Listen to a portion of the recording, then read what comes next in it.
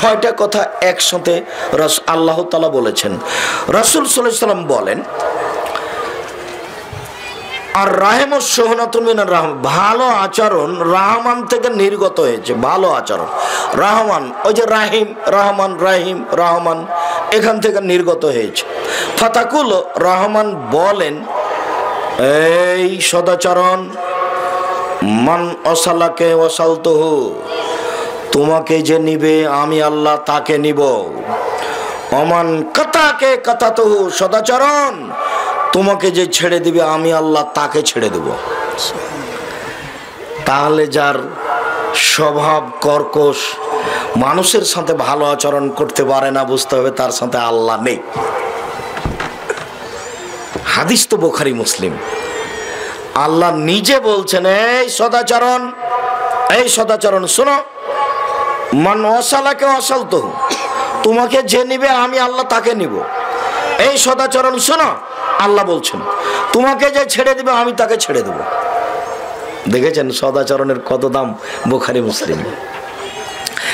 আয়েশা রাদিয়াল্লাহু তাআলা আনহা বলেন, আর রাহিম মুআল্লাকাতুন বিল আরশে, সদাচরণটা আরশের সাথে ঝুলন্ত আছে। আরশের সাথে ঝুলন্ত সদাচরণ, আরশের সাথে ঝুলন্ত হয়ে বলছে, মান অসালানি অসালাহুল্লাহ, যে আমাকে নিবে আল্লাহ তাকে নিবেন।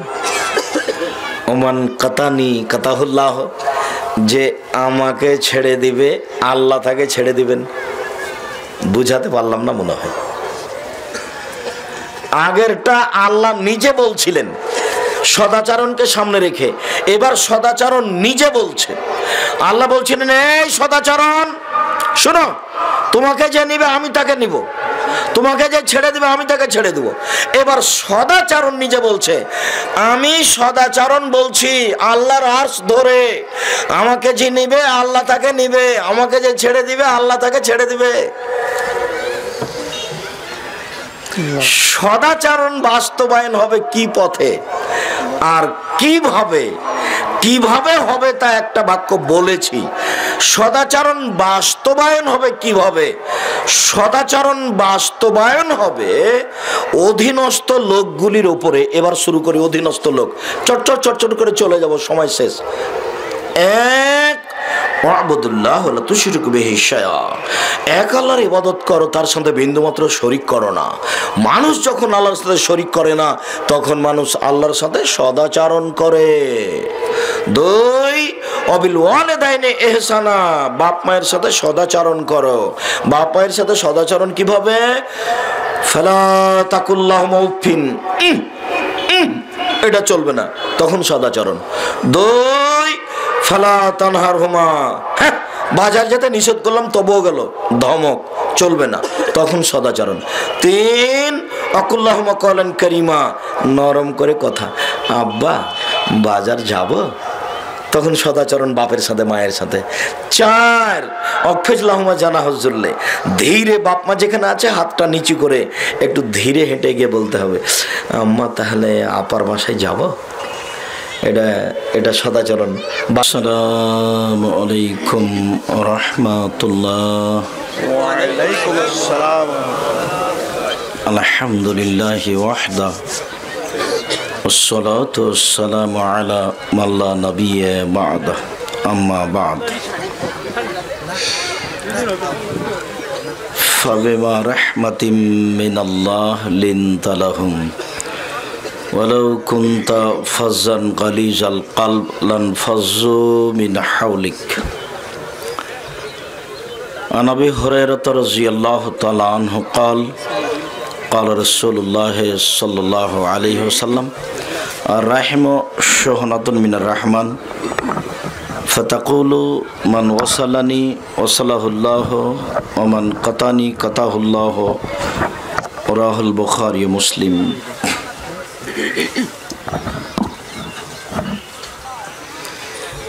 সম্মানিত উপস্থিতি, প্রশংসা আল্লাহর জন্য, শান্তি অবতীর্ণ হোক আল্লাহর রাসূলের উপর সাল্লাল্লাহু আলাইহি ওয়াসাল্লাম। আজকের দিনে বৈঠকে সংক্ষিপ্ত সময়ে বক্তব্যের বিষয় সদাচরণ। নম্র আচরণ। মানুষ বাপ মায়ের সাথে, পাড়া প্রতিবেশীর সাথে, আত্মীয় স্বজনের সাথে কেমন আচরণ করবে, এ ব্যাপারে আল্লাহ কি বলেন? সামাজিকভাবে জীবিকা নির্বাহ করার জন্য মানুষের সামাজিক আচরণ কেমন হবে, এ সম্পর্কে আমরা এক গুরুত্বপূর্ণ সংক্ষিপ্ত তথ্যবহল বিবরণের চেষ্টা করব ইনশাআল্লাহুল আজিজ। এই ছেলেরা, তোমরা যারা দায়িত্ব পালন করছো এনাদের বসতে অনুরোধ করো। কেউ দাঁড়িয়ে থেকে আলোচনা শুনতে পাবে না, যেহেতু আমি দেখতে পাচ্ছি জায়গা আছে। আমি তো আর এখানে কোনো নির্বাচন করতে আসিনি, ফুটবল খেলা দেখাতে আসিনি যে আপনি দাঁড়াবেন আর আপনার ইচ্ছা মতো লক্ষ্য করবেন। এই ছেলেরা, বসতে বলো, নাহলে স্থান ত্যাগ করতে বলো। আপনারা দয়া করে যে যেখানে আছেন ভদ্রতা বজায় রেখে বসে আলোচনা শোনার চেষ্টা করুন। এই দিনটাও বের করা খুব কঠিন, আমার জন্য আসাও খুব কঠিন। এরপরেও যেহেতু ওয়াদা করেছি আপনাদেরকে অল্প দু একটা কথা কিছু শোনাবো ইনশাআল্লাহ, এতে আমি আপনাদের কিছু না কিছু উপকার করব ইনশাআল্লাহ।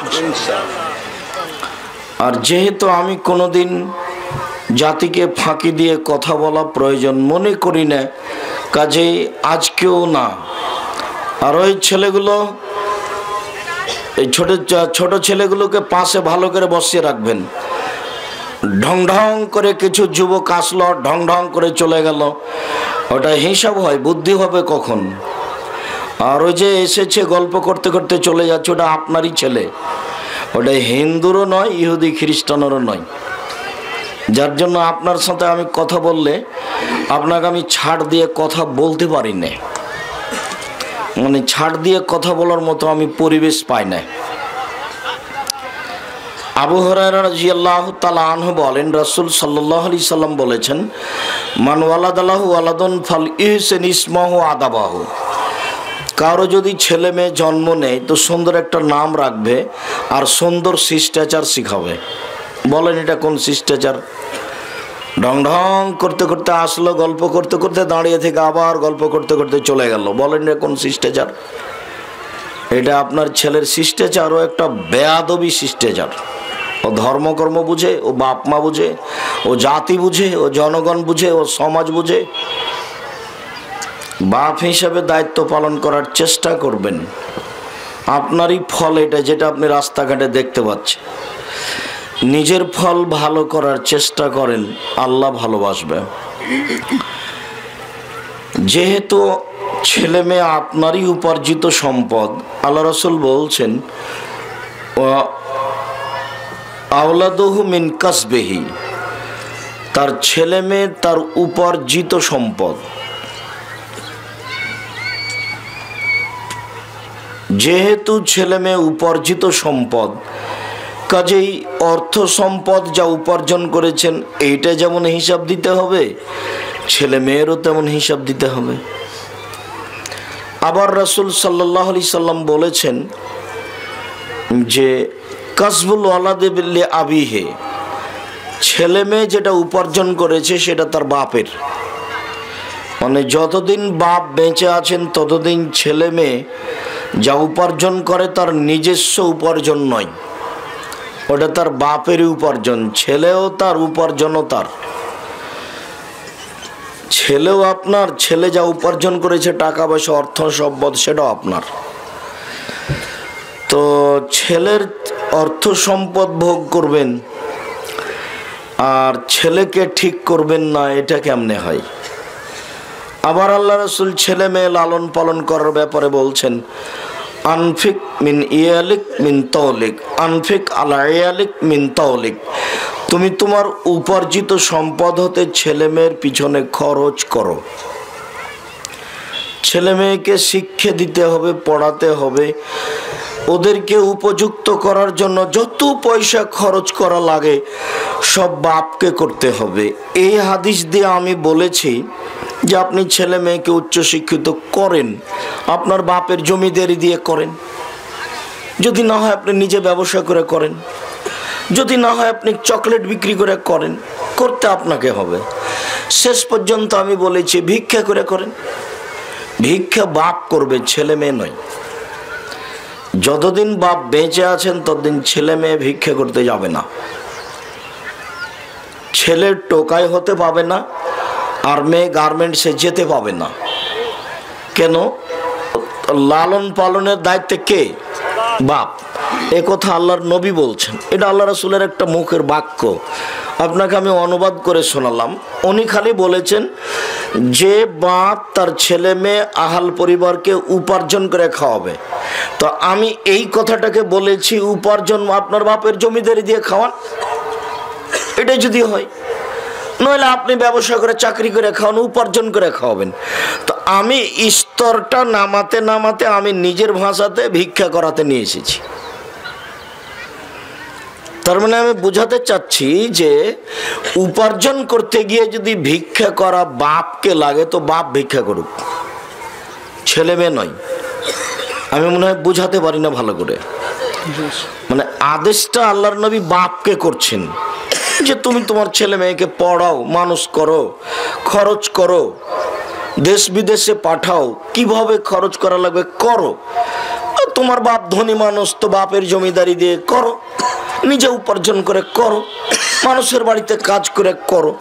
নামতে নামতে নামতে আমি নিচে এসে বলছি যে ভিক্ষে করে হলেও উপার্জনের দায় দায়িত্ব কার?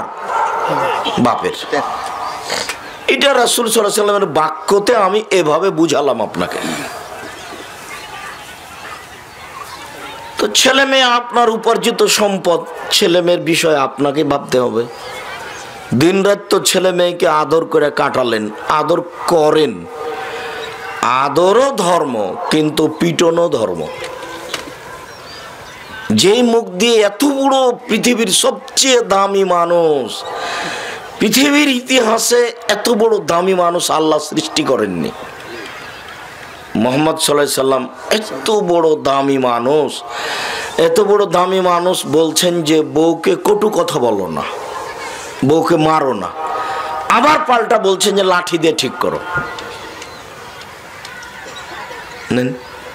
আবার শুধু লাঠি ব্যবহার করতে বলেনি, 5 বার বলছেন। আবার বলছেন লাঠি ঝুলিয়ে রাখো। তাহলে পরিস্থিতিতে লাঠি লাগতে পারে। এখন বাপ যদি নিজেই না বুঝে যে আমি বাপ, তাহলে তার পরিবার কন্ট্রোল হবে না।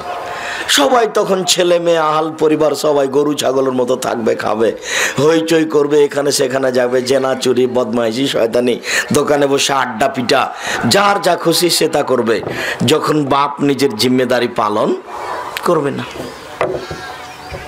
শুধু জিম্মেদারি পালন নয়, ছেলে মেয়ের জন্য দোয়া করতে হবে। আমি আপনাকে অনেক সময় কয়েকটা কথা বলেছি, তার একটা বলেছি যে আল্লাহর নবী 3টে জিনিসের উপরে বদদোয়া করতে নিষেধ করছে। এক, নিজের জন্য কোনো সময় বদদোয়া করবেন না, ঝামেলা, বেঁচে থাকার চেয়ে না থাকাই ভালো। এটা হলো নিজের জন্য বদদোয়া করা। লা তাদু আলা আনফুসিকুম, তোমরা নিজেদের উপরে বদদোয়া করো না, এটা আদেশ, হাদিস বুখারী মুসলিম। 2, ওয়ালা তাদু আলা আমওয়ালিকুম, নিজের অর্থ সম্পদের উপরে বদদোয়া করো না। এইসব টাকা পয়সার ঝামেলা, জমি জায়গার সব ঝামেলা, এই মামলা থেকে ওই মামলা, এই জমি জায়গা না থাকাই ভালো। এইভাবে কথা বলতে আল্লাহ নবী নিষেধ করেছে যে অর্থ সম্পদের উপরে বদদোয়া করো না। 3 নম্বর বাক্যে বলছেন ওয়ালা তাদু আলা আওলাদিকুম, ছেলে মেয়ের উপরে বদদোয়া করো না। 3 শ্রেণীর মানুষের দোয়া কবুল হয়, তার মধ্যে বাপ মা আছেন, ওদিক থাক। এইখানে আল্লাহ রাসূল বলছেন তোমরা ছেলে মেয়ের উপরে কখনো ভুলেও বদদোয়া করো না। আচ্ছা, ধরলাম আপনার ছেলে আপনাকে মেরেছে, মেরে দিয়েছে সামাজিকভাবে, কোনো ব্যাপারে জমি জায়গা নিয়ে বা ভাই ভাই গন্ডগোলের আপনাকে মেরে দিয়েছে। তো এখন কি আপনি ছেলের জন্য বলবেন তোকে বাড়ি থেকে বের করে দেবো, তোকে ত্যায্য পুত্র করলাম, তোকে ত্যায্য পুত্র করলাম? আপনি যদি লক্ষবার ত্যায্য পুত্রর কথা বলেন, তারপর আপনি যদি মারা যান, তাহলে ওই জমি ভাগ করে নেবে। ত্যায্য পুত্রের কথার কোনো দাম নেই।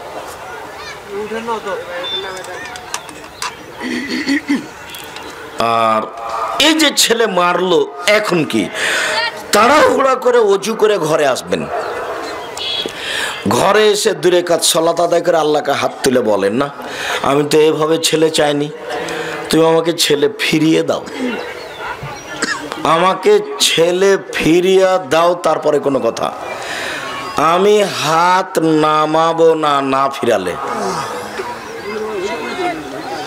আমি হাত নামাবো না তোমার দরবার থেকে, তুমি আমাকে ছেলে ফিরিয়ে দাও।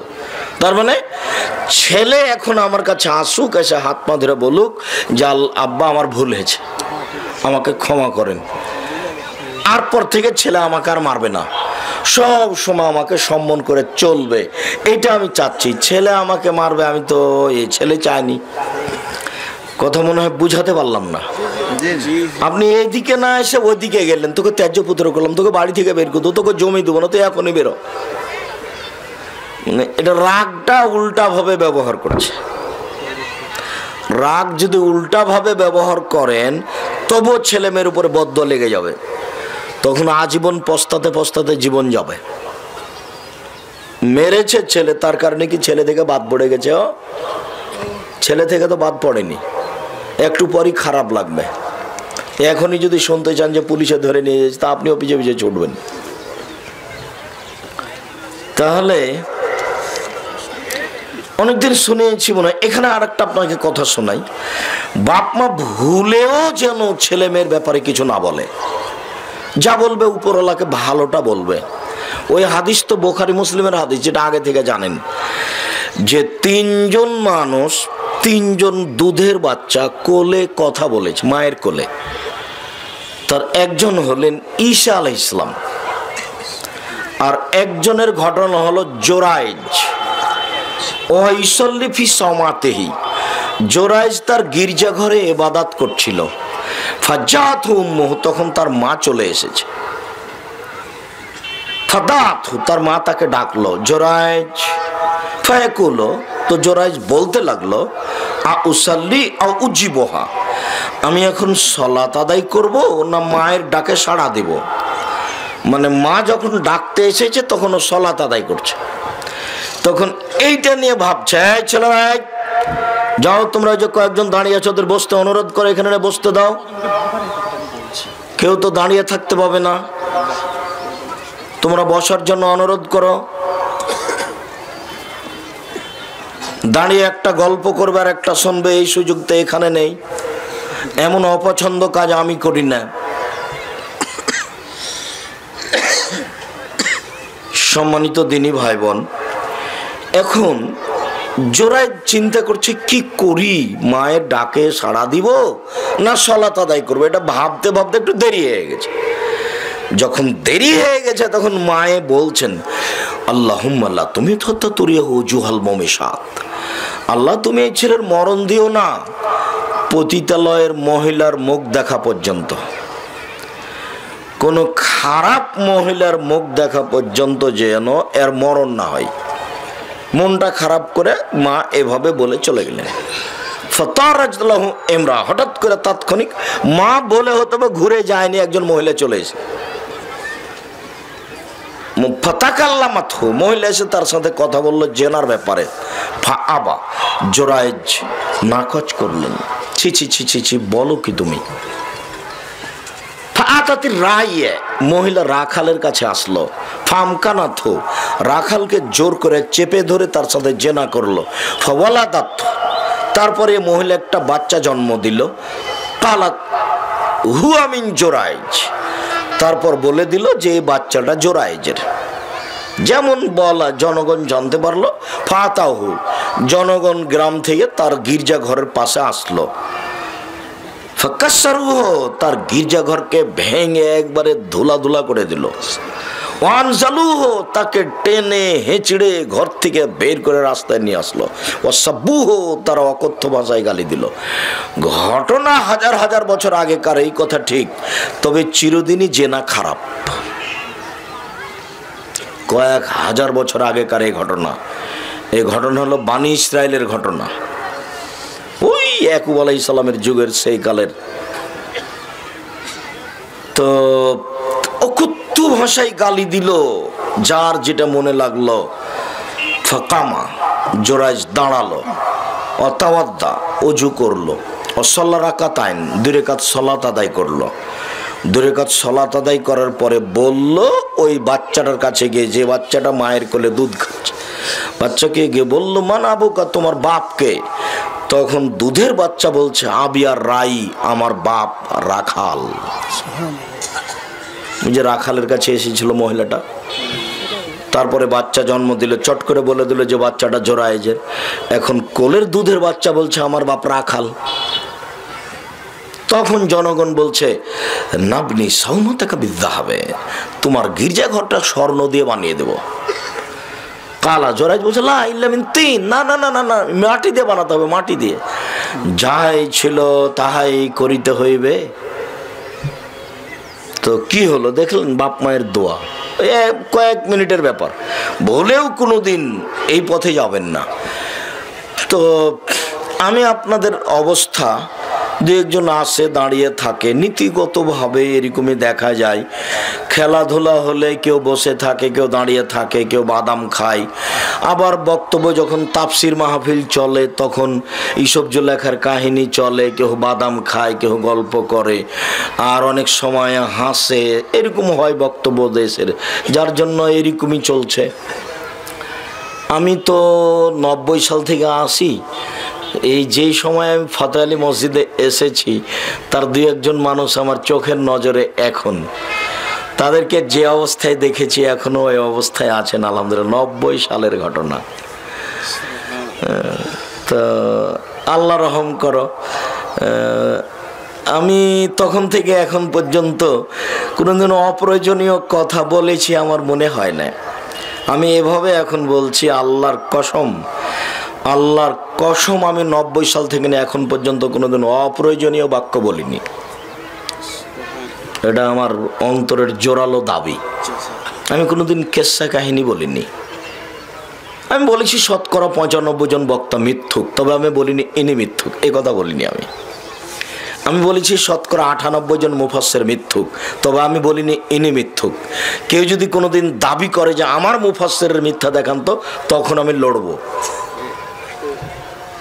যে দাবি করে কেউ যে আমার মুফাসসিরের আপনি তাফসির মিথ্যা দেখান তো, তখন আমার সাথে কথা আছে। তার আগা পর্যন্ত এইভাবেই শুনে থাকেন। তবে আমি আপনাকে কোনোদিন ফাঁকি দেবো এরকম 2-1 বাক্য বলেছি তা আমার মনে হয় না। আল্লাহ রহম করো। আর আমি এই বক্তব্যের ফল ভোগ করতে পারি এখনই দেখি। এখন যতগুলো মানুষ আছে এই মানুষগুলির মধ্যে অনেকেই বলার জন্য প্রস্তুত আছে যে আপনার বক্তব্যে আমি পরিবর্তন হয়েছি, আমি দাড়ি ছেড়ে দিয়েছি সেদিন থেকে, আমি 5 ওয়াক্ত সালাত আদায় করি, আমি টাকনোর উপরে প্যান্ট পরি। কোরআন হাদিসের কথা বললে মানুষ শোনে, আমি তার বাস্তব পরীক্ষিত মানুষ। সম্মানিত দিনী ভাই বোন, সদাচরণ এবাদতের জগতে সবচেয়ে দামি এবাদত। যদিও আমি আপনাকে বলেছি যে এবাদতের জগতে সবচেয়ে দামি এবাদত সিয়াম। সিয়াম দিয়ে আল্লাহকে যত সন্তুষ্ট করা যায় রোজা দিয়ে, আর কোনো এবাদত দিয়ে আল্লাহকে তত সন্তুষ্ট করা যায় না। তবে সালাত দিয়ে আল্লাহকে যত ডাকা যায় আর কোনো ইবাদত দিয়ে আল্লাহকে তত ডাকা যায় না। সালাত দিয়ে, নামাজ দিয়ে আল্লাহকে সবচেয়ে বেশি ডাকা যায়। আর ইবাদতের জগতে সবচেয়ে শক্তিশালী, পাওয়ারফুল, ক্ষমতাধর ইবাদত হলো দান। দানের চেয়ে ইবাদতের জগতে কোনো শক্তিশালী ইবাদত নেই। দান এত শক্তিশালী ইবাদত যে 6কে লয় করতে পারে, লয়কে 6 করতে পারে। দান খুব পাওয়ারফুল ইবাদত। মায়ের জন্য 10 টাকা দান করলেন, 5,000 টাকা, কবরের শাস্তি বন্ধ। কোন ইবাদত এরকম হবে না। হজ করে হবে না, সিয়াম পালন করে হবে না, সুবহানাল্লাহ আলহামদুলিল্লাহ বলে হবে না। আলহামদুলিল্লাহ বললে উনি খুব খুশি, এতই খুশি, খালি প্রশংসা প্রিয়, খালি প্রশংসা করেন, খুব খুশি, খালি বলেন আলহামদুলিল্লাহ, এতই খুশি। রাসূল সাল্লাল্লাহু আলাইহি ওয়াসাল্লাম বলছেন আফজালুদ দুআ আলহামদুলিল্লাহ, সবচেয়ে উত্তম দোয়া কি? আলহামদুলিল্লাহ। ও আফজালুদ যিকরি লা ইলাহা ইল্লাল্লাহ, সবচেয়ে উত্তম জিকির লা ইলাহা। দেখেন দুটাই ওয়ারি, লা ইলাহা ইল্লাল্লাহ তারি আর আলহামদুলিল্লাহ তারি। খুব খুশি, আলহামদুলিল্লাহ বলে আপনাকে সব ঢেলে দিবে। বলবেন যে নাও আকাশ জমিন পরিমাণ নেকি নিয়ে নাও। সুবহানাল্লাহি ওয়া বিহামদিহি সুবহানাল্লাহিল আযীম যদি বলেন তাহলে বলবেন যে তোমার দাঁড়ি পাল্লা যা আছে নেকি দিয়ে ভর্তি করে দিলাম না। খুব প্রশংসা প্রিয় মানুষ, বুঝে না যার জন্য একটু বলতে পারে না। মুসা আলাইহিস সালামকে আল্লাহ বলছেন এই জি ফেরাউনের কাছে যেতে হবে, সীমা লঙ্ঘন করেছে না, আমার মুখে জড়তা আছে, আমি পারবো না, যে কথা বলতে পারবো না। তখন বলছে আমি দোয়া বলে দিচ্ছি, রব্বি ইশরাহ লি সাদরি ওয়া ইয়াসসির লি আমরি ওয়াহলুল উকদাতাম মিন লিসানি ইয়াফকাহু কাওলি। শেষ বাক্যটা আমার মুখের জড়তা খুলে দাও, তুমি এটা বল, আমিও ঠিক করে দিচ্ছি। এমনি দিলেন না, বললেন না যে ঠিক আছে দেখে নিব, এটা বললেন না, বললেন যে বলো এটা, বলো এটা, বলো আমি ঠিক করে দিচ্ছি। দ্বিতীয় তখন বলছে যে আমি এক থাপ্পড় দিয়ে এক ছেলেকে, এক লোককে মেরে এসেছিলাম, আমার সাহস হয় না। কি যে বলে, কি যে করে, তাহলে কি বলবো আমি শুনবো, কি করবো আমি দেখবো, যেতে হবে। তো বলছেন না তবু আমার সাহস হয় না, একাই যেতে পারবো না, ওর ভাইকে সাথে দেন। আচ্ছা ঠিক আছে হারুন তোমার ভাইকে সাথে দিলাম, সব কথা মেনে নিলাম, আমার একটা কথা মনে রেখো, সেটা বলা তানিয়া ফিদিক্রি, আমাকে ডাকতে অলসতা করো না। দুই ভাই মিলে খালি বলবো সুবহানাল্লাহ, আলহামদুলিল্লাহ, আল্লাহু আকবার, রব্বিক ফির ওয়ারহাম, এই বলতেই থাকো। তোমরা যদি দুই ভাই মিলে না বলো তো সব উল্টে দু। মানে খুব প্রশংসা প্রিয়। এরপরেও দান যত শক্তিশালী ইবাদত, এগুলো অত শক্তিশালী ইবাদত নয়। দান একটা থেকে আরেকটা করে দিতে পারে। এক ফোঁটা চোখের পানি আল্লাহর কাছে যত প্রিয়, পৃথিবীর কোনো কিছু আল্লাহর কাছে তত প্রিয় নয়। এক ফোঁটা চোখের পানি, রাতে একটু কান্নাকাটি করেন, খুব খুশি, বলবেন আচ্ছা ঠিক আছে তুমি যা চাচ্ছ আমি সবই দিয়ে দিলাম, যা চাচ্ছ সবই দিলাম। কান্নাকাটি করে খুঁজ কি পাওয়া যায়, আর দান দিয়ে সব বন্ধ হয়ে যায়। এইবার যেটা বলতে চাচ্ছি সেটা হলো সদাচারণ। একটু আগে যে বললাম ইবাদতের জগতে সবচেয়ে দামি গুরুত্বপূর্ণ ইবাদত সদাচারণ।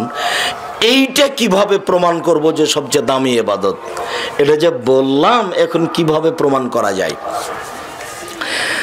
নওয়াস ইবনে সামআন রাদিয়াল্লাহু তাআলা আনহু বলেন, আমি একদা রাসূল সাল্লাল্লাহু আলাইহি সাল্লামকে জিজ্ঞাসা করলাম, আল্লাহর নবী, মাল ইসমু আল বিরর, নেকি কি জিনিস আর পাপ কি জিনিস বলেন তো আল্লাহর নবী, নেকি কি আর পাপ কি? এবার উত্তর দেখেন, আল্লাহ রাসূল বলছেন, আল বিরর হুসনুল খুলুক, নেকি হলো ভালো আচরণ। কই এবার তো নেকি হলো সুবহানাল্লাহ, এটা বললেন না, এটা বললেন না যে নেকি হলো হজ, এটা বললেন না, নেকি হলো তাহাজ্জুদ, এটা বললেন না, নেকি হলো কোটি টাকা দান, এ কথা বললেন না। এখন কি উত্তরে হলো, নেকি হলো ভালো আচরণ। দল সংগঠন করলে এটা টিকবে না, দল করলে আর একজনের বদনাম করাই লাগবে। চাঁপাইনবাবগঞ্জের ভাষা তো ও তো বদনাম করবো আর বাপকে করতে হবে, মানে এটা নীতি করাই লাগবে। আমরা 18 বছরের অভিজ্ঞতা আছে। কতদিনের? 18 বছরের অভিজ্ঞতা আছে। বগুড়া মানে খাওয়া দাওয়া আব্দুর রব্দের বাসায়, এদের বাড়ি হলো থাকার খাওয়ার জায়গা, এদের ঘোরা দৌড়াদৌড়ি আমার খুব মনে পড়ে। আল্লাহ রহম করো। আপনারা যারা যে দল পার্টি করছেন, দল পার্টি করা মানে কি, ওর স্বভাবই খারাপ।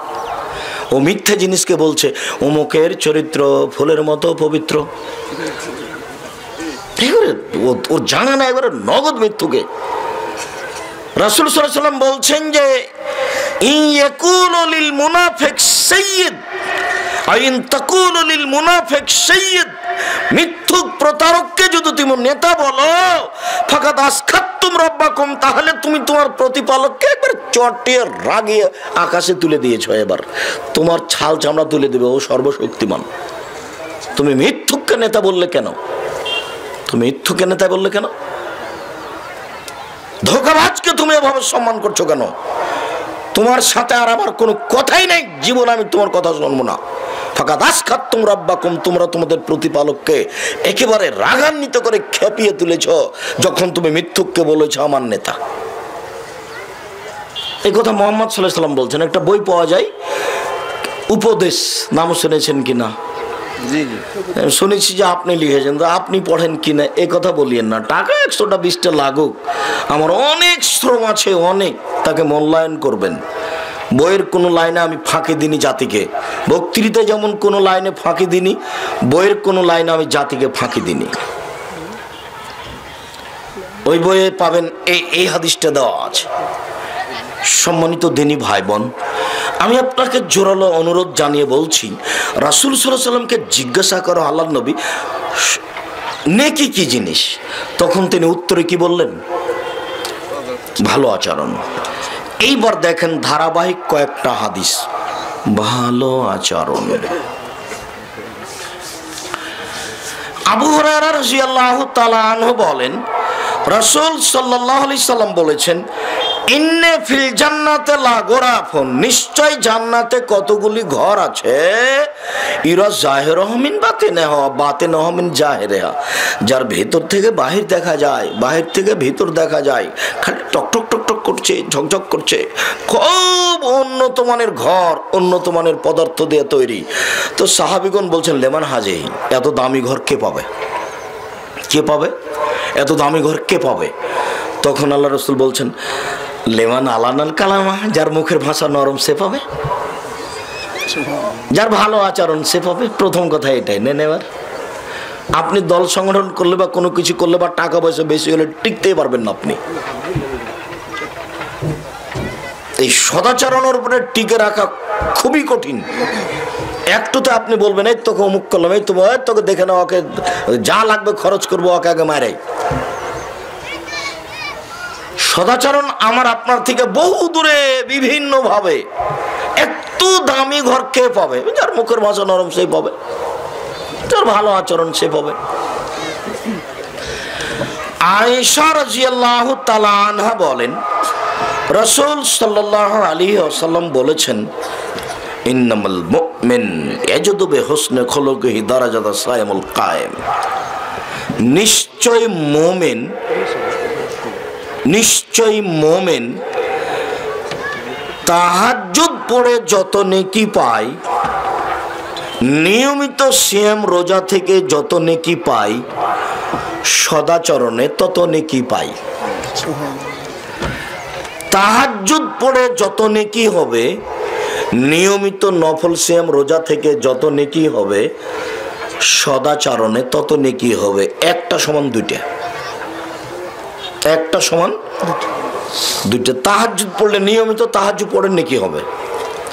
নিয়মিত নফল সিয়াম থাকেন অনেক নেকি, বৃহস্পতিবার সোমবার প্রতি মাসে 3 দিন, 13, 14, 15, অনেক নেকি। কিন্তু এই দুটা নেকি একসাথে উপার্জন করতে পারবেন কি দিয়ে? সদাচরণ দিয়ে, ভালো আচরণ দিয়ে। এ কথা আমি বলিনি, এ কথা মুহাম্মদ সাল্লাল্লাহু আলাইহি সাল্লাম বলেন।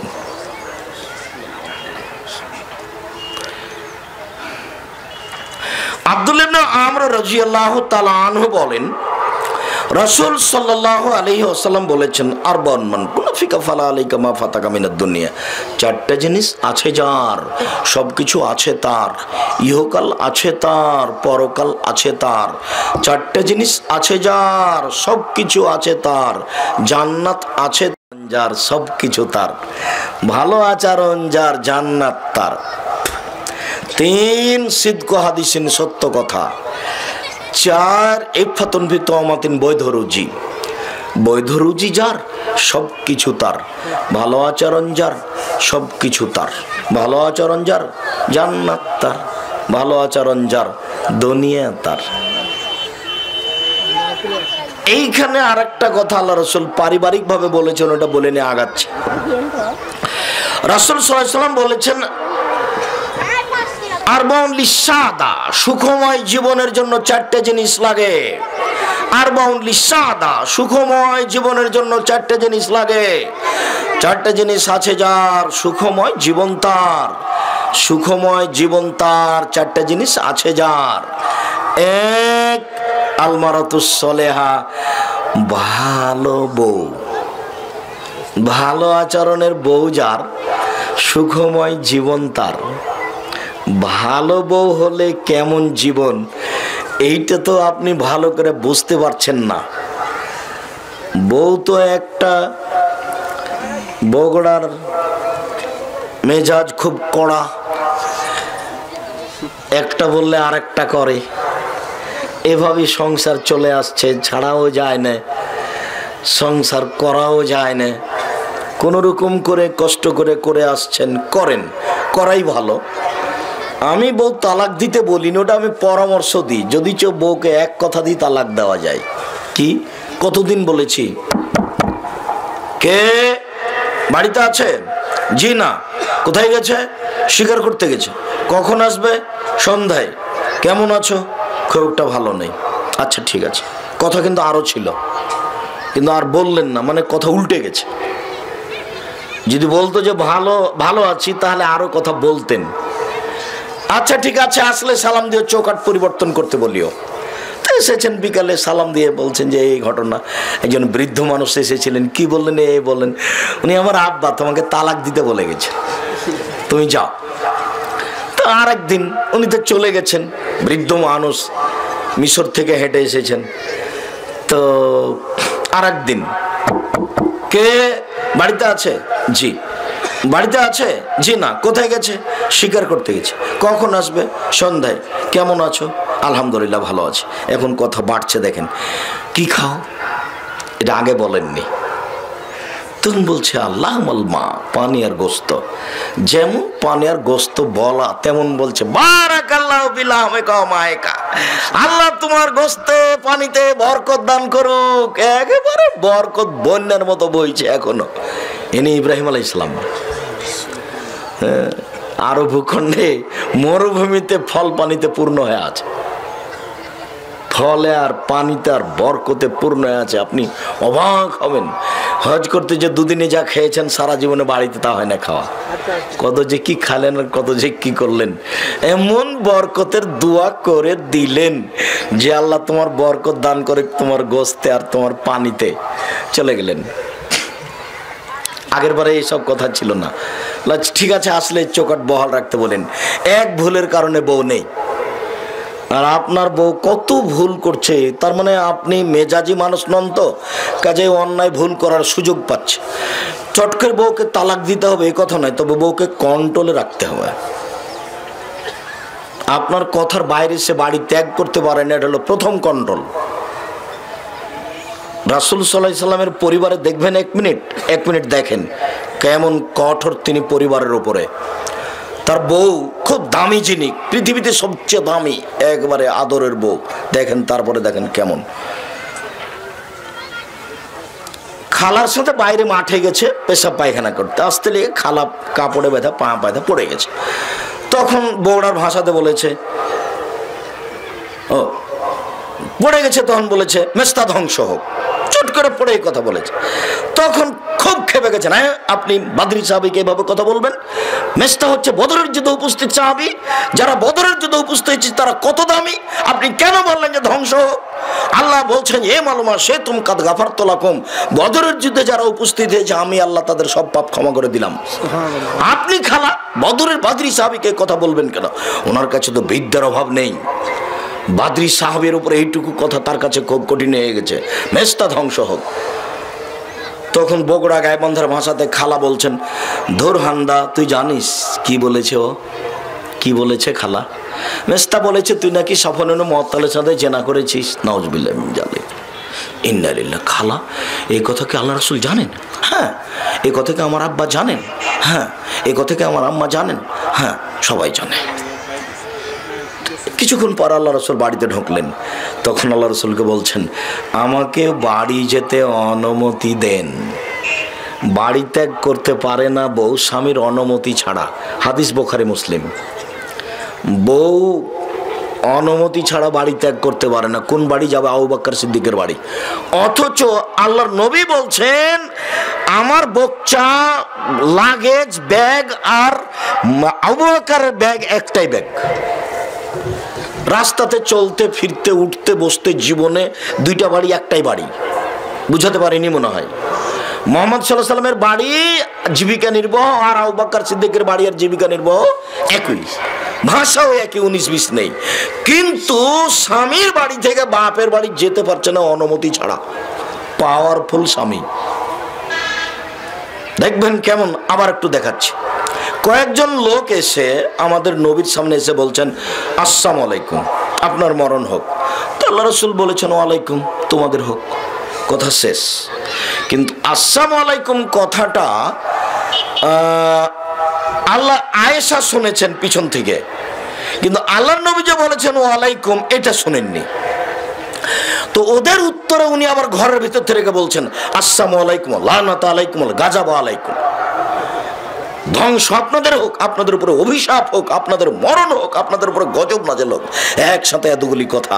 তখন আল্লাহ রাসূল বলছেন, এক আলাইকুমে রিফকে, নরম হোক, নরম হোক, ইয়াকল অনফাল পোশাক, কঠোর হবা না, কর্কশ হব না। পৃথিবীর সবচেয়ে দামি মহিলাকে সতর্ক করছেন, সাবধান করছেন। এর নাম পাওয়ার, ক্ষমতার নাম স্বামী। পৃথিবীর সবচেয়ে দামি মহিলাকে বলছেন, নরম হও, কঠোর হবে না, কর্কশ হবে না, ভালো করে কথা বলো। তখন বইয়ে বলছেন, আলাম তাসমা মাকালো, ওরা কি বলেছে আপনি শোনেননি? তখন স্বামী বলছেন, আলাম তাসমাই মাকুল, তো আমি কি বলেছি তুমি শোনোনি?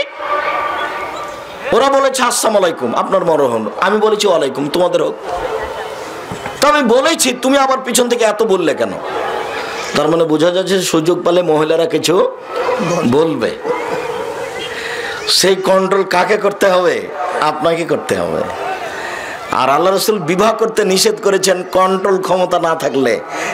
1 বউ রাখা ঘর, 2 মেহমানের ঘর, 3 পেশাবখানায় পায়খানা, 4 কন্ট্রোল ক্ষমতা, মোহর, মেজাজ, গতি। আপনার কথাতে বউ উঠবে আর বসবে, এর নাম স্বামী। এমনি ঢং দেখেন, ঢং ঢং করে এসেছে, ঢং ঢং করে যাচ্ছে, আপনি কিসের স্বামী? ওটা হবে না। সম্মানিত দিনী ভাই বোন, রাসূল সাল্লাল্লাহু আলাইহি ওয়াসাল্লামকে আল্লাহ বলছেন, আমাদের নবীকে, ফাবিমা রাহমাতিম মিনাল্লাহ লিনতা লাহুম, আল্লাহর পক্ষ থেকে বড় দয়া যে আপনি মানুষের জন্য নরম স্বভাবের হয়েছেন, আপনার স্বভাবটা নরম। আল্লাহ বলছেন আমাদের নবীকে, অলাউ কুনতা ফাজ্জান গালিজাল কলব, যদি আপনি কঠোর কর্কশ স্বভাবের মানুষ হতেন, লানফাজু মিন হাওলিক, তাহলে মানুষ আপনার পাশ থেকে সরে যেত, কেউ আপনাকে ভালোবাসতো না। নরম স্বভাব দিয়ে মাঠ দখল করা যায়, নরম কথা দিয়ে মাঠ দখল করা যায়, গরম দিয়ে রাগ দিয়ে মাঠ দখল করা যায় না। এরপরে বলছেন, ফাফু আনহুম, যত মানুষ আপনার সাথে চলতে লেগে আপনার সাথে অন্যায় করেছে, আপনি সবকে মাফ করে দেন। এটা আল্লাহর আদেশ। এইখানে আর একটা জরুরি কথা আপনাকে, এ বাচ্চা বসো, কয়েক মিনিট চট করে উঠা প্রয়োজন মনে করছো কেন?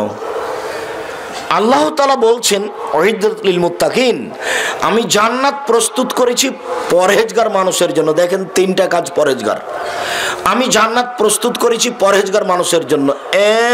1,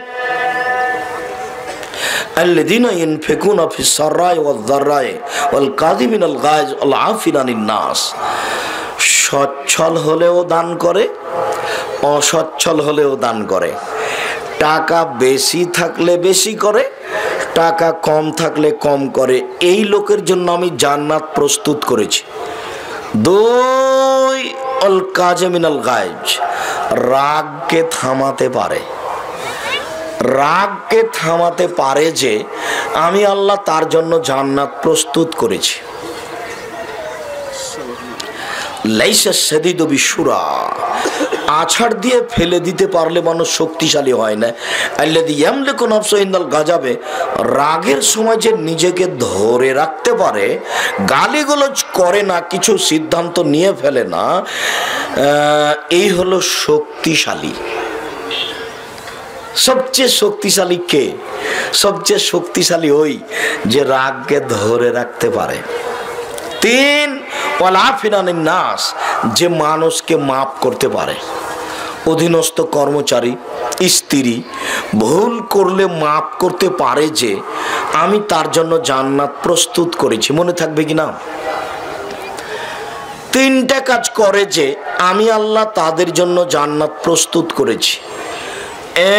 1, ধনী গরিব যে অবস্থায় হোক দান করতে পারে। 2 রাগকে থামাতে পারে, 3 মানুষকে মাফ করতে পারে। আমি আল্লাহ তার জন্য জান্নাত প্রস্তুত করেছি। মনে থাকবে না মনে হয়? দেন তো, নিজে নিজে বলেন তো দেখি। এই ছেলে তুমি বলো তো। ধনী গরিব সব অবস্থায় দান করতে পারে। 2 রাগকে কন্ট্রোল করতে পারে, রাগকে থামাতে পারে। 3 মানুষকে মাফ করতে পারে। ভুল করেছে, মাফ করেছে। যে একটা লোক সমাজে দাঁড়িয়ে বলছে আমার ভুল হয়েছে, মাফ কর। আর একজন লাভ দিয়ে উঠে বলছে তো দাঁত ভেঙে দেবো, কিসের ভুল?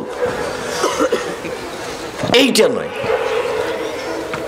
আমি তো অনেক ছেলে লালন পালন করি, ছেলে মেয়ে লালন পালন করি। ছেলেরা যখন ওইখানে দাঁড়িয়ে বলে ওস্তাজি ভুল হয়েছে, তখন আচ্ছা ঠিক আছে, দেখি তো পরে কি করছো, এই ভুলটা আমি দেখি তোমার। ওই আমাকে পাশে আসা লাগে না, ওইখানে থাকলাম বলে আচ্ছা ঠিক আছে দেখি এরপরে তুমি কি করো। এটা তো তুমি নিজে বললে আমার ভুল হয়েছে, পরবর্তীতে আরেকদিন তো আর বলতে পারবে না। তখন তুমি নিজেই প্রতিষ্ঠান ছেড়ে চলে যাওয়া, যে ওস্তাজি এখন আমি যাই। তো এই 3টে কাজ করে যে আল্লাহ বলছেন আমি তার জন্য জান্নাত প্রস্তুত করেছি, ওর জন্য আমি জান্নাত রেডি করেছি। ভালো আচরণের কথা বলতে গিয়ে বলেছি, আল্লাহ বলছেন মোহাম্মদ আমার পক্ষ থেকে বড় দয়া যে আপনার আচরণটা নরম। 1, 2 আপনার আচরণটা কঠোর কর্কশ হলে কেউ আপনার কথা শুনতো না। 3 মানুষ যারা আপনাকে গালি দেয় আপনি তাকে মাফ করেন। 4 আস্তাগফিরুল্লাহুম, ওরা আপনাকে যে গালি দিয়ে পাপ করেছে, ওদের পাপ হয়ে গেছে, এখন আপনি পাল্টা আপনাকে আল্লাহকে বলেন আল্লাহ ওরা আমাকে গালি দিয়ে ভুল করেছে, ওদের গুনাহ হয়েছে, তুমি এটা ক্ষমা করে দাও। আপনি পারবেন? এই জন্য আমি দল করতে নিষেধ করি। আপনার বিরোধী দল যদি বিপদে পড়ে যায় তাহলে আপনি বলবেন ঠিক আছে, ঠিক আছে, ঠিক আছে। এটা স্বভাব, এটা স্বাভাবিক গতি মানুষের। পরেশগারিতা আছে অনেক, কিন্তু এরকম পর্যায়ে টিকে থাকতে পারে না। পরেশগারিতা ভালোই হচ্ছে, সালাত আদায় করে, তাহাজ্জুদ পড়ে, কোরআন তেলাওয়াত করে, কিন্তু এরকম সময় যখন আসে তখন বেশি না বললে বলে ঠিকই হয়েছে, এরকম স্বভাব যেমন তেমন হয়েছে, এভাবে বলে। আপনি অবাক হবেন যে আল্লাহ সদাচরণ দেখা থেকে এভাবে বলছে। 1 আমার পক্ষ থেকে বড় দয়া যে আপনি নরম আচরণে হয়েছেন। 2 কঠোর আচরণ হলে মানুষ সরে যেত। 3 আপনি মানুষকে মাফ করেন। 4 মানুষের জন্য ক্ষমা চান। 5 সাবেরহুম ফিল আমর, কাজ পরামর্শ করে করেন। 6 ফায়জা আজামতা, যখন কোনো কাজের সিদ্ধান্ত নেবেন ফাতাওয়াক্কাল আলাল্লাহ, তখন বলেন যে আল্লাহ তুমি এই কাজটা করে দাও, আল্লাহর উপরে ভরসা করে করো। কেন? ইন্নাল্লাহা ইউহিব্বুল মুতাওয়াক্কিলিন, যারা আল্লাহর উপরে ভরসা করে আল্লাহ তাকে ভালোবাসেন, তখন আল্লাহ তার কাজটাকে সহযোগিতা করে দেন। 6টা কথা একসাথে আল্লাহ তাআলা বলেছেন। রাসূল সাল্লাল্লাহু আলাইহি ওয়াসাল্লাম বলেন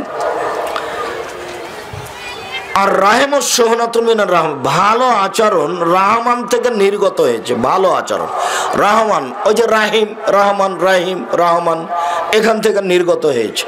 ফাতাকুল, রহমান বলেন এই সদাচরণ, মান অসালাকে ওয়াসালতুহু, তোমাকে যে নিবে আমি আল্লাহ তাকে নিব। অমান কাতাকে কাতাতুহু, সদাচরণ তোমাকে যে ছেড়ে দিবে আমি আল্লাহ তাকে ছেড়ে দেব।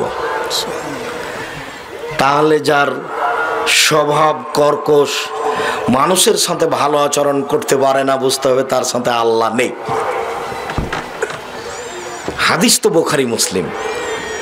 আল্লাহ নিজে বলছেন এই সদাচরণ, এই সদাচরণ শোনো, মান ওয়াসালাকে ওয়াসালতুহু, তোমাকে যে নিবে আমি আল্লাহ তাকে নিব। এই সদাচরণ শোনো, আল্লাহ বলছেন তোমাকে যে ছেড়ে দিবে আমি তাকে ছেড়ে দেব। দেখেছেন সদাচরণের কত দাম? বুখারী মুসলিম। আয়েশা রাদিয়াল্লাহু তাআলা আনহা বলেন আর রাহেম মুআল্লাকাতুন বিল আরশে, সদাচরণটা আরশের সাথে ঝুলন্ত আছে, আরশের সাথে ঝুলন্ত। সদাচরণ আরশের সাথে ঝুলন্ত হয়ে বলছে, মান অসালানি অসালাহুল্লাহ, যে আমাকে নেবে আল্লাহ তাকে নেবেন। ওমান কাতানি কাতাহুল্লাহ, যে আমাকে ছেড়ে দিবে আল্লাহ তাকে ছেড়ে দিবেন। বুঝাতে পারলাম না মনে হয়। আগেরটা আল্লাহ নিজে বলছিলেন সদাচরণকে সামনে রেখে, এবার সদাচরণ নিজে বলছে। আল্লাহ বলছিলেন, এই সদাচরণ শোনো, তোমাকে যে নিবে আমি তাকে নিব, তোমাকে যে ছেড়ে দিবে আমি তাকে ছেড়ে দেব। এবার সদাচরণ নিজে বলছে, আমি সদাচরণ বলছি আল্লাহর আরশ ধরে, আমাকে যে নিবে আল্লাহ তাকে নিবে, আমাকে যে ছেড়ে দিবে আল্লাহ তাকে ছেড়ে দিবে। সদাচরণ বাস্তবায়ন হবে কি পথে আর কিভাবে, কিভাবে হবে তা একটা বাক্য বলেছি। সদাচরণ বাস্তবায়ন হবে কিভাবে? সদাচরণ বাস্তবায়ন হবে অধীনস্থ লোকগুলির উপরে। এবার শুরু করি অধীনস্থ লোক, চটচট চটচট করে চলে যাব, সময় শেষ। এক, এক আল্লাহর ইবাদত করো, তার সাথে বিন্দুমাত্র শরীক করো না। মানুষ যখন আল্লাহর সাথে শরীক করে না, তখন মানুষ আল্লাহর সাথে সদাচরণ করে। দুই, অবিল ওয়ালিদাইনি ইহসানা, বাপ মায়ের সাথে সদাচরণ করো। বাপ মায়ের সাথে সদাচরণ কিভাবে? ফালা তাকুল্লাহুমা উফিন,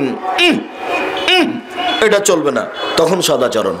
দুই, ফালা তানহারহুমা, হ্যাঁ বাজার যেতে নিষেধ করলাম তবুও গেল, ধমক, চলবে না, তখন সদাচরণ। তিন, আকুল্লাহুমা কওলান কারীমা, নরম করে কথা, আব্বা বাজার যাব, তখন সদাচরণ বাপের সাথে মায়ের সাথে। চার, অক্ষজলাহুমা জানাহুজ্জুল্লে, ধীরে বাপ মা যেখানে আছে হাতটা নিচু করে একটু ধীরে হেঁটে গিয়ে বলতে হবে, আম্মা তাহলে আপার বাসায় যাব। এটা সদাচরণ বাপ মায়ের সাথে, ওটা আল্লাহ বলেছেন। পাঁচ, রব্বির হামহুমা কামা রাব্বায়ানি সাগীরা, হে আমার প্রতিপালক তুমি আমার বাপ মাকে দেখো বাল্য অবস্থায় যেভাবে দেখেছিল। এই 5-6টা হলো বাপ মায়ের সাথে সদাচরণ। ওর সামনে জোরে কথা বলাই যাবে না, গালি দেওয়া মারা তো বহু দূরের কথা, ঝাঁকি দেওয়া তো বহু দূরের কথা, ভাল জোরে হাঁটাই যাবে না ওর সামনে। ও কত উপরে আমি আপনাকে বুঝাতে পারবো না। আল্লাহ ওকে নিয়ে যেতে যেতে যেতে যেতে নিজের কাছে নিয়ে চলে গেছে। আপনাকে আমি কি দিয়ে বুঝাই? বাপ মা, অবিল ওয়ালিদাইনি ইহসানা, অবিদিল কুরবা, নিকট আত্মীয় ভাই, ভাইয়ের সাথে সদাচরণ করো, ভাইয়ের সাথে সদাচরণ করো। খুবই কঠিন। রাতে ঘুমাতে বউ বলছে তোমার বড় ভাই তো এটা করলো। হ্যাঁ তুমি তো ঠিকই বলছো, আমার বড় ভাই তো এখন দেখছি সবচেয়ে বড় শত্রু, ওর সাথে চলাচল বন্ধ করা লাগবে, চলা যাবে না ওর সাথে। আমাদের গ্রামে ভাই ভাই গন্ডগোল, ঢেকি কেটে ভাগ করে নিয়েছিল, ঢেকি, আমাদের গ্রামের কথা বলছি। দুই ভাই মারামারি লেগেছে, তখন এক ভাই বগুড়া চলে যাবে, আর গ্রামে থাকবে না, লক্ষ্মীকলায় আর থাকবে না। তখন বলছে ওর বড় ভাই, থাম, আমার ভাগটা এমন লোককে দিয়ে যাব যে তোকে গুতাতে পারে। আর তুই মনে করছিস যে আমার ভাগটা তোকে দিয়ে যাব, তোকে এখানে শান্তিতে বাস করতে দিব, আমি বগুড়া চলে যাব, তুই ডবল জমিতে ভালোভাবে বসবাস করবি, এই সুযোগ তোকে দেব, এমন মানুষের কাছে বিক্রি করব সে যেন গুতাতে পারে। আল্লাহ বলছেন সদাচরণ, এক আল্লাহ, তার মানে শিরিক নাই। দুই বাপ মা, তার মানে একবার আকাশে চলে গেছে। তিন ভাই, ভাইয়ের সাথে সদাচরণ টিকানো খুবই কঠিন, খুবই কঠিন, প্রতিবেশীর সাথে অত নয়। অভিযোগ করবো অল এতামা, এতিমের সাথে সদাচরণ। এতিমের সাথে সদাচরণ, এক, যে এতিমের সাথে এতিমকে লালন পালন করবে, আমি মোহাম্মদ আর সে জান্নাতে একসাথে থাকবো। একজন এসে বলছেন আল্লাহ রাসূল আমার স্বভাব খুব কড়া, মানুষের উপর আমি নরম হতে পারি না, ফকির ভিক্ষা চাইলে আমি খালি বলি মাফ করো, আমি মাফ করো, আমার পকেটে টাকা আছে তবু।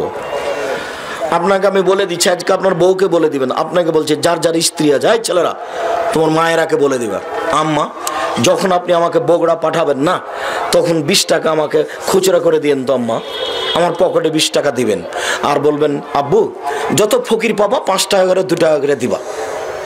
আর আপনাকে বলছে আপনার বউকে বলে দিয়েন, এই শোনো যখন আমি বাগড়া শহরের দিকে কোনো কাজে বের হবো, 100 টাকা তুমি আমাকে 5 টাকা 10 টাকা করে দিয়ে তো।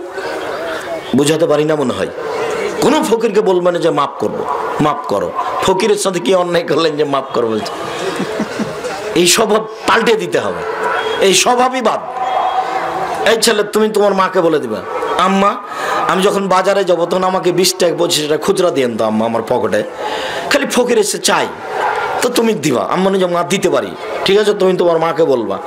আর আপনাকে বলে দিচ্ছি, আজকে যে বউকে বলে দিবেন, শোনো একটু খুচরা টাকা করে রাখিয়ে তো, খেয়াল করে আমি যখন বের হবো তখন ব্যাগে দিয়ে তো, আমার পকেটে দিয়ে তো। ফকির মিসকিনকে দিতে হয়। তো একজন এসে বলছেন যে ফকির মিসকিন কারোর প্রতি আমি নরম হতে পারি না। তখন আল্লাহ রাসূল বলছেন, শোনো শোনো শোনো, আতিমিত্তম, তুমি এতিমকে খেতে দাও, অহিংসারা আসাক, তার মাথায় হাত বোলাও, এরিক্য কালবক, তোমার অন্তর নরম হয়ে যাবে। এতিম প্রতিবেশী, তাড়াতাড়ি শেষ করি কয়েক মিনিটের মধ্যে।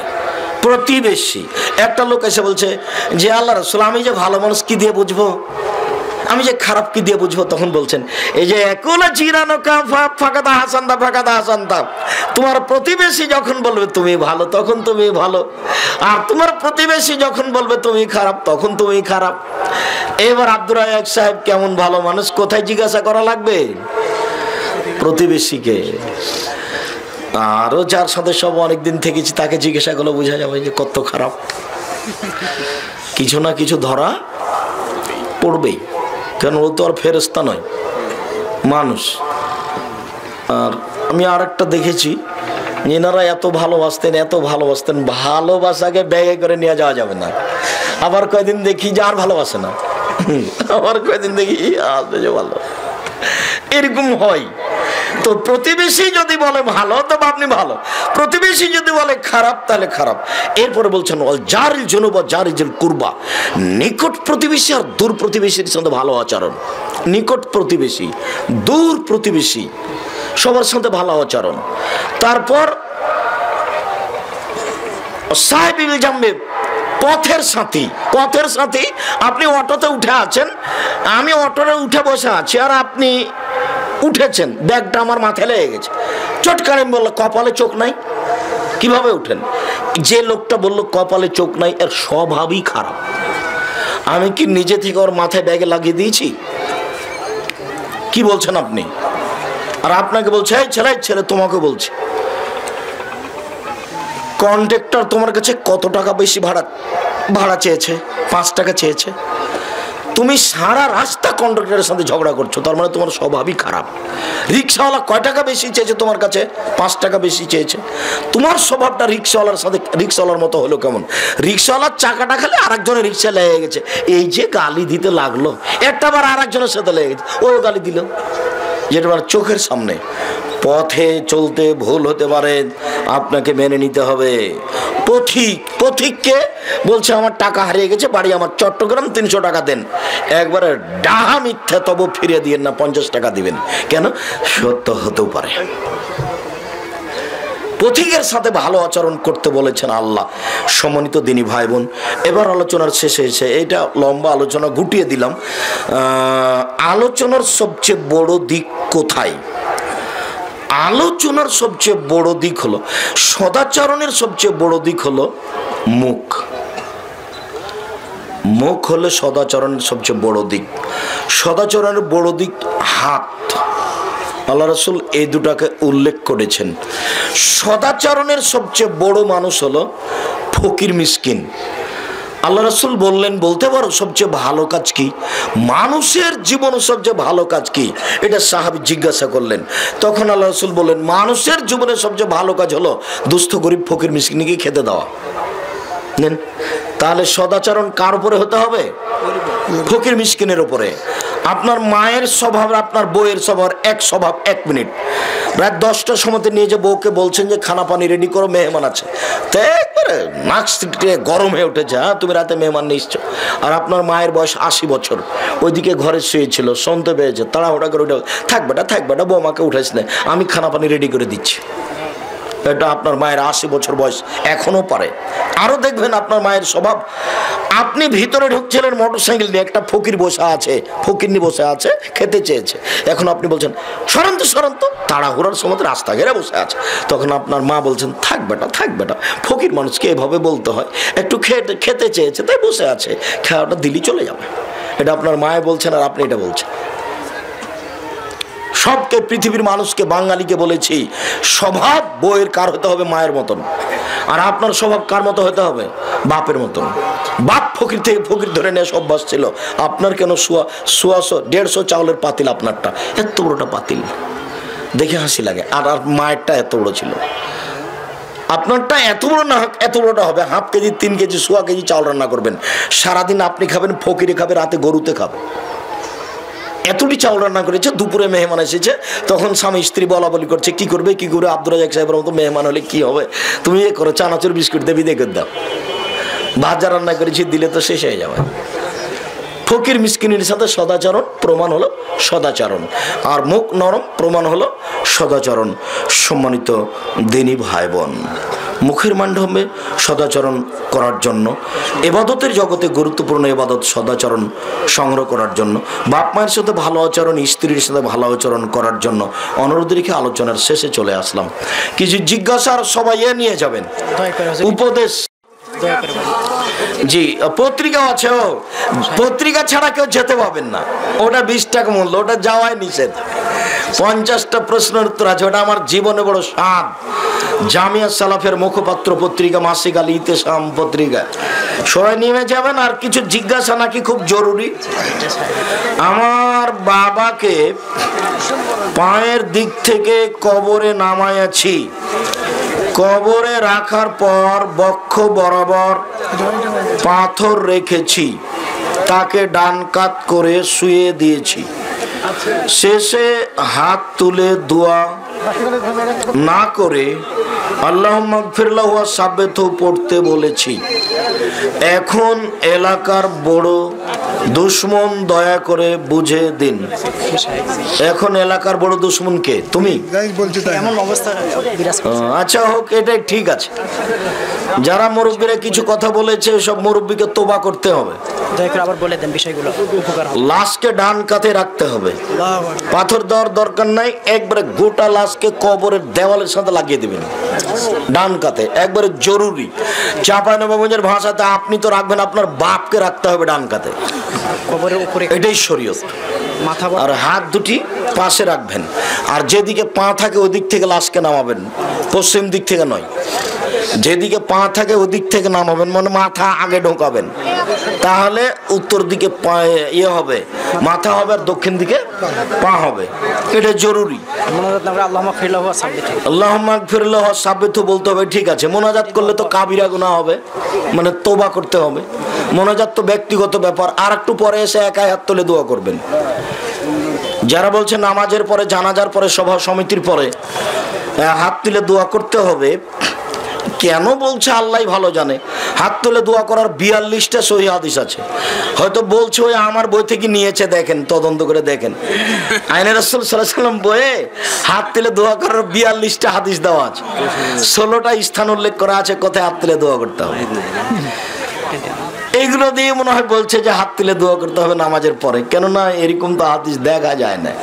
আর আপনাদের বিবেক বিবেচনা আছে, কেন কারো কথা মানবেন?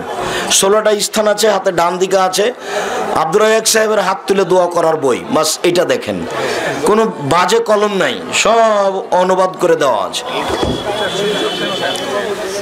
সবাই বই নিয়ে যাবেন, কেউ খালি যাবেন না। মাসিক আল ইতেসাম পত্রিকা তো ছাড়া কেউ যেতে পাবেন না, 20 টাকা মূল্য। এছাড়া এই দোয়ার বইটাই দেখেন, যাই দাম হোক সব টাকা নেবে না, দোয়ার বইটা নিয়ে যাবেন। আর উপদেশ বই আজকের আলোচনা আছে। মেহমানদারি সঠিকভাবে না করলে পাপ হবে কি? জি, আপনার ক্ষমতা অনুপাতে মেহমানদারি করবেন, এটা আল্লাহ রাসূলের আদেশ। না করলে গুনাহগার হবেন, এটাই ঠিক। আল্লাহ রাসূল আদেশ করেছেন, মান কানা ইউমিন বিল্লাহি ওয়াল ইয়াউমিল আখির ফালইউকরিম যায়ফাহু, যে আল্লাহকে বিশ্বাস করে, পরকালকে বিশ্বাস করে, সেই জন্য মেহমানকে সম্মান করে।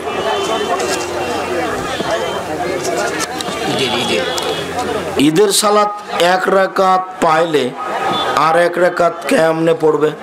5 তাকবীরে পড়ে নেবে, উঠে 5 তাকবীর দিয়ে রুকু সিজদা সালাম। বছরের ছেলে, 5 বছরের ছেলে খারাপ কথা বললে তাকে কিভাবে ঠিক করব? 5 বছরের ছেলে মানে কি?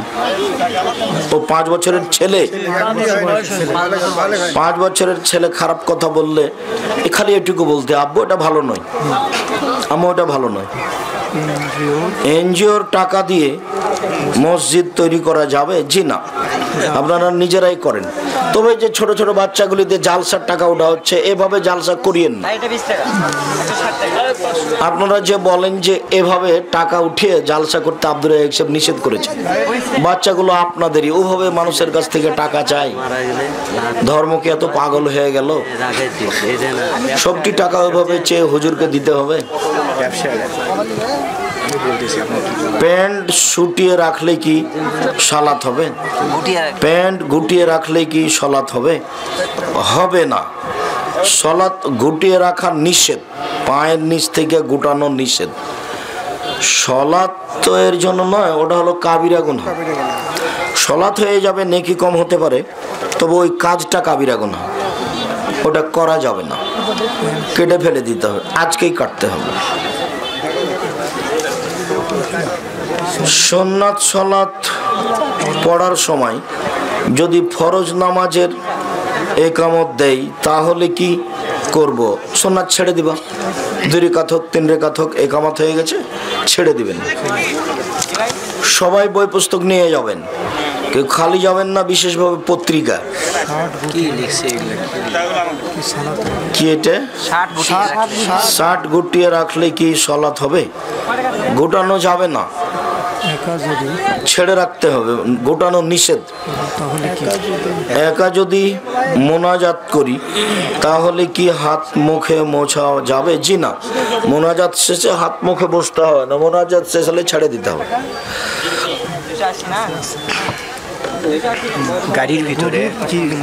গাড়ির ভিতরে কুকুর আসলে কি নামাজ হবে? হবে, কোনো সমস্যা নেই। গাড়ির ভিতরে আসুক, নামাজের সামনে দিয়ে যাক। একজন অভিভাবক হিসেবে নিজের সন্তানকে ডক্টর জাকির নায়েক এবং আপনার মতো আদর্শ মানুষ হিসেবে গড়ে তোলার জন্য আমাদের করণীয় কি? আমাকে বাদ দিয়ে বলেন, আমি তেমন কিছুই নই। কত মানুষে গালি দিচ্ছে। জাকির নায়েকের জন্য মতো করেন, ছেলেকে দোয়া করেন খুব বেশি, দোয়াতে আল্লাহ তাকদির কেটে দেন, আর একটা লিখেন। আপনি আর আপনার স্ত্রী খুব দোয়া করেন, আশা করি হবে বা তার চেয়ে ভালো হতে পারে ইনশাআল্লাহ। সিজদায় কপাল আগে দিতে হবে নাকি নাক আগে? আগে পরে কোনোটা কথা নয়, দুটাই লেগে থাকবে মাটিতে, এটা কথা। কালেমা তাইয়্যিবা শুদ্ধভাবে হাদিসের আলোকে বলে দিবেন। কালেমা তাইয়্যিবা সেটা হলো লা ইলাহা ইল্লাল্লাহ, বাস। কালেমা শাহাদাত 3 ধরনের, লা ইলাহা ইল্লাল্লাহ মুহাম্মদ রাসূলুল্লাহ, লা ইলাহা ইল্লাল্লাহ ওয়া আন্না মুহাম্মদ রাসূলুল্লাহ, আশহাদু আল্লা ইলাহা ইল্লাল্লাহ ওয়া আশহাদু আন্না মুহাম্মদ রাসূলুল্লাহ। একজন ছেলের দাড়ি গজাচ্ছে, সে কি এখন দাড়ি কাটলে পাপ হবে? জি, সব সময়, কোনো সময় কাটতে পাবে না। ছেলে মেয়ে একসঙ্গে লেখাপড়া করতে পারবে? জি না, হারাম। আপনার কি বিকাশ খোলা আছে?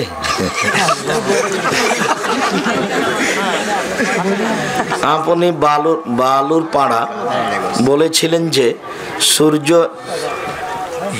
হেলে পড়া অবস্থায় জোহর নামাজ পড়তে বলেছিলেন। বড়দিন বা ছোট হোক না, সূর্য কিন্তু হেলে পড়ার পর সালাত আদায় করি। ঠিক আছে, তাই করো। আমি উত্তর কেবলামুখী হব। আমি আমি কেবলামুখী হয়ে ডান শিওরে পশু জবাই করি। আপনি বলেছিলেন ডান শিওরে কেবলামুখী হয়ে পশু জবাই করা উত্তম। আমার মনে হয় না। পশু যেদিকে হোক ফেলে জবাই করতে হবে, বাস বিসমিল্লাহ বললে জবাই করতে হবে। বিসমিল্লাহ আল্লাহু আকবার, মুখ যেদিকে থাকবে থাকবে। উত্তর দিকে মাথা করে জবাই করতে হবে প্রমাণে হাদিসটি জয়ীফ, তবে একটা জয়ীফ হাদিস আছে।